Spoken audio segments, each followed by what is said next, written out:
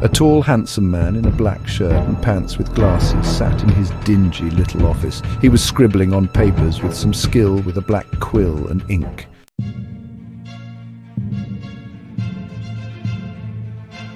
He stopped when he heard his son Lance arguing with his assistant outside the office. Go away, necromancer, he's working. But I have to see him, it is important. Blake Alexander heard his assistant shouting. But I have to see him. It is important. Blake got up, walked to the door and opened it standing in the doorway. He asked why they were arguing. He wanted to disturb you from your important work. Lance glared at Dante. But this is important. Not as important as his work. He must run a smooth, consistent office for this place to keep out of anarchy.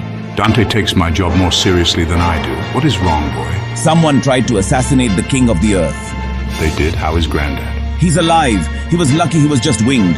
I told him it was not important. Nobody died. So it was not important. Charing Cross Hospital under police guard. That is not all I came to say. Fate has decreed that I am to kill the assassin. Oh, do we know who they are? That's the problem, we don't. We better go see my granddad and find out how he is and what he knows. No, you have work to do, Blake. No, I have to see the king of the earth. Blake stood up to Dante, who was a bit of a pen pusher and took Blake's job too seriously.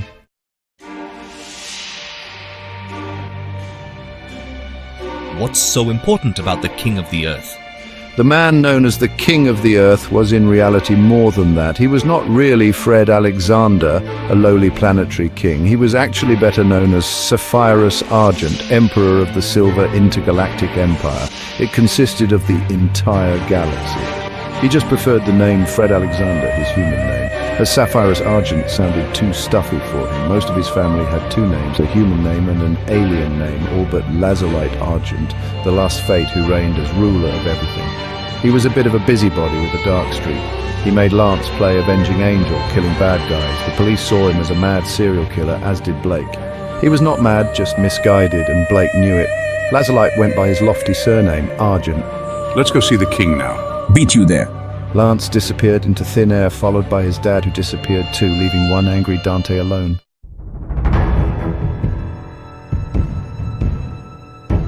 Blake and Lance appeared at the reception desk of the hospital. What do you want, Dr. Death? A man Blake knew only too well said he was an orderly. No, not you. Where's the receptionist? On a break, I'm filling in. Okay, where is Frederick Alexander's room? You aren't needed there. He's alive. I know, I came to see him. He is my grandfather. He can't be. He's as old as you are. No, we just look young for our age. And I suppose he's your son then. The orderly pointed at Lance, who looked 25 too. As a matter of fact, he is. Yeah, right. Pull the other leg. It's a corpse. Oh, never mind. Just tell me where Fred is. I'll take you there. The orderly, smelling something fishy, agreed. Okay, lead the way, Mr. Jack Taylor. Lance read the orderly's name badge. Are you an actor? I think I met you at a friend's show. Yes. Who's your friend? Argent. Yes, I know him, bossy fellow. Yes. Fred Alexander is in here. They got to the room Fred was in. Do you know these men? Yes. Hi, Blake. Hi, Lance. Fred was in a hospital bed under the guard of a policeman in odd clothes. He wore a red tux and top hat and was masked. Are you one of them magicians? The magicians were alien superheroes who helped out the police. Yes. I was talking to him. Jack pointed at the man in red. Hi, Uncle Reynard. Blake greeted his great uncle, the man in red. Hello, Blake. Hello, Lancelot. I was just asking the king here about his shooter. King? What is he king of? I'm the king of the world. Fred said awkwardly, hoping not to sound too pretentious. The world? What world? This world, the earth, of course. Ray laughed at the thought anyone would need to ask. He's one of your kind? He's my brother, the Red Fox, the king of Mars. Then you two are related to him? Like I said. Oh, I can't take this. Jack wandered off. How are you, Granddad? Fine, just can't write. Hi. Did you see who shot you? Not well, I think he had grey skin. Not human then. Of course not, boy. How many humans have gray skin? Any more clues? He called me by my name. King of the earth or Fred Alexander? My real name. Fred looked around suspiciously for people who may hear him. You mean they used your imperial name? Yes. They said something about ridding the empire of the tyrant Sapphirus Argent. Fred said quietly. Lance closed the door to the room. It seems related to the intergalactic summit we are holding here. No one else would call you that. Yes, put on a summit and Wacos usually come out of the floorboards. Yes, he's going to try again. Yes, more than likely at the summit, so we'll have to cancel it. We can trap him in the act. No, we can't risk the life of the Emperor. You aren't the only one who wants to get the assassin.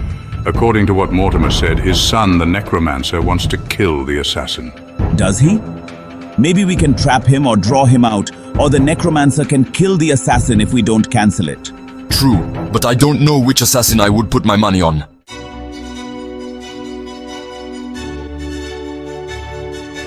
Days later.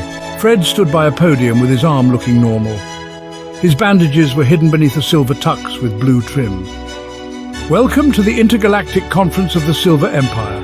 I am Sapphirus Argent, Emperor of the Silver Intergalactic Empire, said Fred to the people at the summit into a microphone. Hail Sapphirus!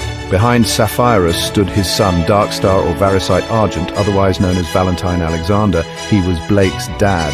The Raven or Varisite's wife, Larimar, known as Laura Alexander. Blake's aunt, Sapphira Merlin, was there. Blue Midnight, Emperor of the local solar system, or Alexandrite Argent, who we know as Blake Alexander.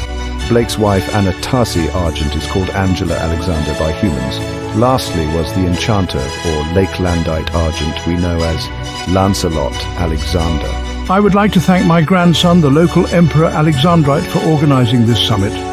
I would also like to thank my brother Rhodonite for organizing the security.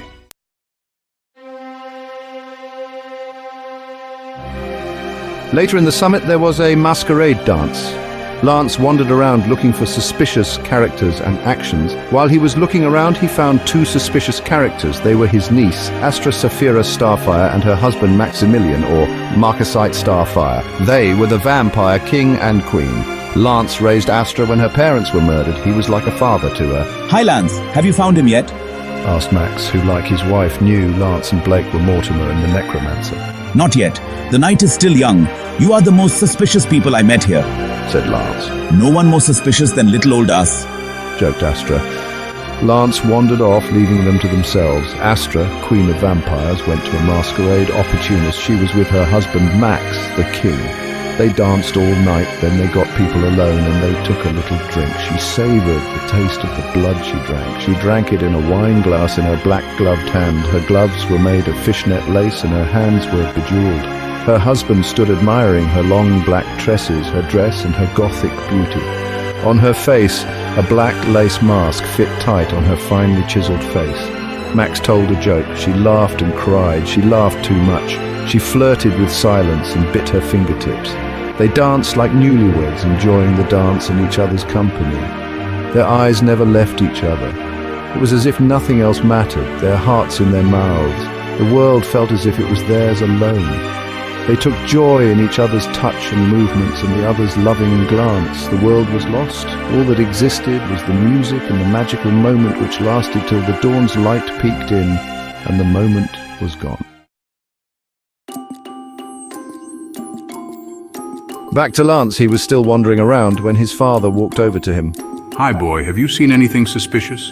Hi Dad, the only suspicious thing I've seen is vampires. I think you will have a vampire victim or two in your morgue tomorrow as coroner.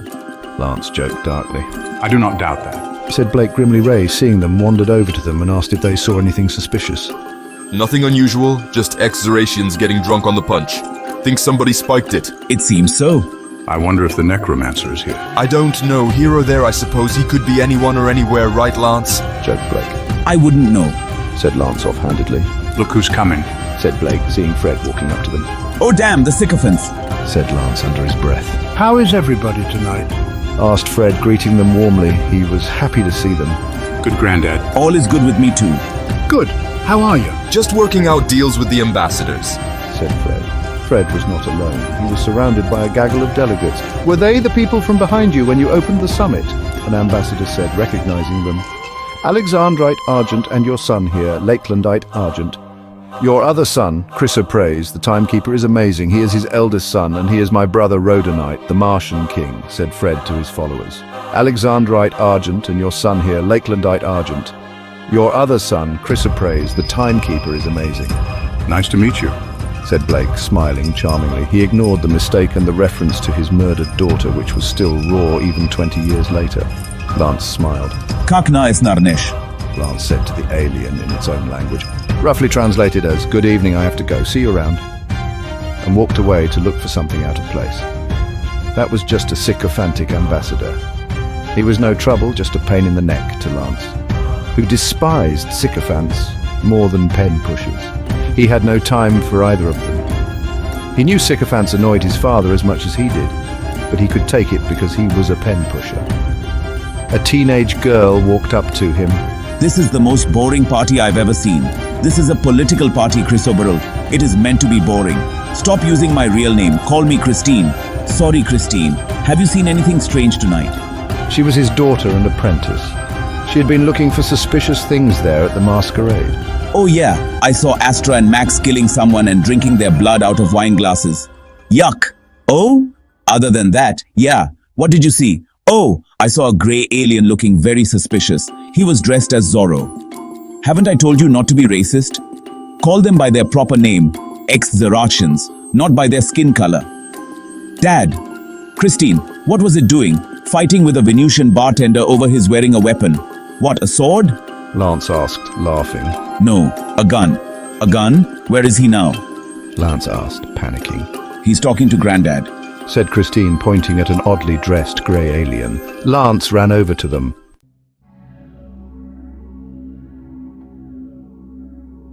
Dad, it's him, said Lance in his dad's mind as he grabbed the arm of Zorro.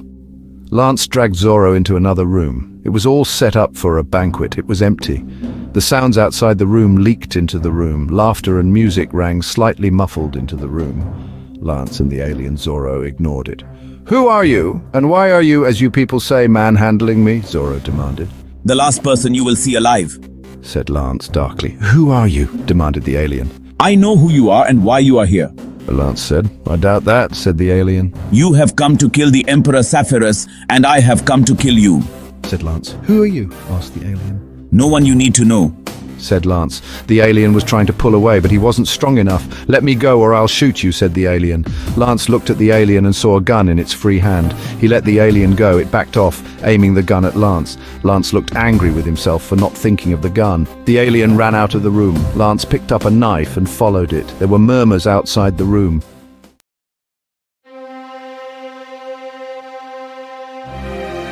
The alien screamed, "Ji fei ne argent," and there was a gunshot. Fred fell and Lance raised his hand. The knife was gone. It was in the alien's back.